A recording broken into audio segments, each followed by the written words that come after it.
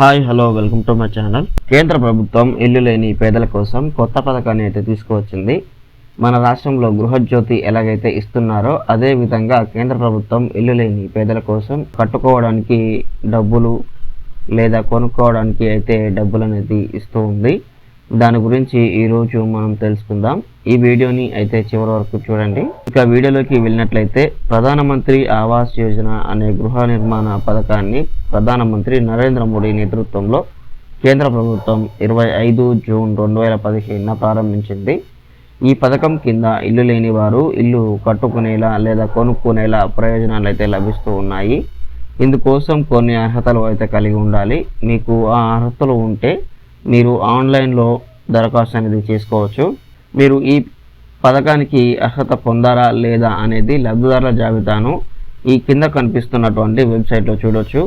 ఈ వెబ్సైట్ను నేను ఈ వీడియో డిస్క్రిప్షన్లో కూడా ఇస్తాను. దాన్ని ప్రెస్ చేసి మీరు మీ పేరు అనేది ఆ లిస్ట్లో ఉందో లేదో చెక్ చేసుకోండి. ఈ పథకం కోసం మీరు ఆన్లైన్లో దరఖాస్తు అనేది చేసుకోవచ్చు.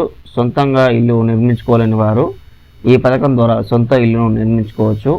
ఇందుకోసం కొన్ని అర్హతలను అయితే నిర్ణయించారు. వాటిని ఇప్పుడు మనం తెలుసుకుందాం.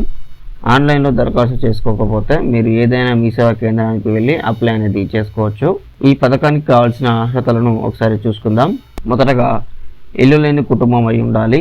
1 లేదా 2 గదులు, కచ్చా గోడలు, కచ్చా పైకప్పు ఉన్న కుటుంబాలు అప్లై చేసుకోవచ్చు.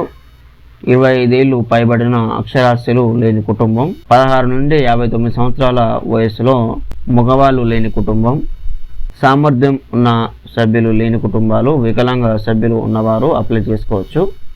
భూమి లేని కుటుంబాలు, సాధారణ కూలీల ద్వారా ఆదాయం పొందుతున్న వారు కూడా అప్లై చేసుకోవచ్చు. షెడ్యూల్ కులాలు, షెడ్యూల్ తెగలు, ఇతరులు, మైనారిటీలు దీనికి అప్లై చేసుకోవచ్చు. దరఖాస్తుదారు తప్పనిసరిగా భారతదేశ నివాసి అయి ఉండాలి. దరఖాస్తుదారునికి శాశ్వత ఇల్లు కూడా ఉండకూడదు. దరఖాస్తుదారు తప్పనిసరిగా 18 సంవత్సరాల వయసు పరిమితిని దాటి ఉండాలి. దరఖాస్తుదారుడి పేరు రేషన్ కార్డు లేదా బీపీఎల్ జాబితాలో అయితే ఉండాలి. దరఖాస్తుదారుని ఓటర్ జాబితాలో తన పేరును కలిగి ఉండటం అయితే తప్పనిసరి. అలాగే ఏదైనా చెల్లుబాటు అయ్యే గుర్తింపు కార్డును కూడా కలిగి ఉండాలి. సో దీంట్లో ఈ అర్హతల్లో మీకు ఏది ఉన్నా మీరు ఈ పథకానికి అయితే అప్లై చేసుకోవచ్చు. ఈ పథకానికి అప్లై చేసుకోవడానికి డాక్యుమెంట్స్ ఒకసారి చూసుకుందాం.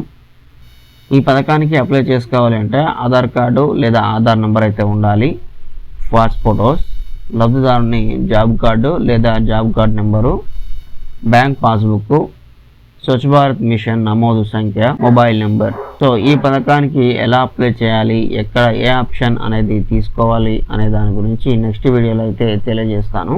మీకు ఇది అర్థమైందని అయితే అనుకుంటున్నాను. మీకు అర్థమైనట్లయితే ఈ వీడియో నచ్చితే లైక్ చేయండి. అలాగే మా ఛానల్కి సబ్స్క్రైబ్ అవ్వండి. Thank you friends.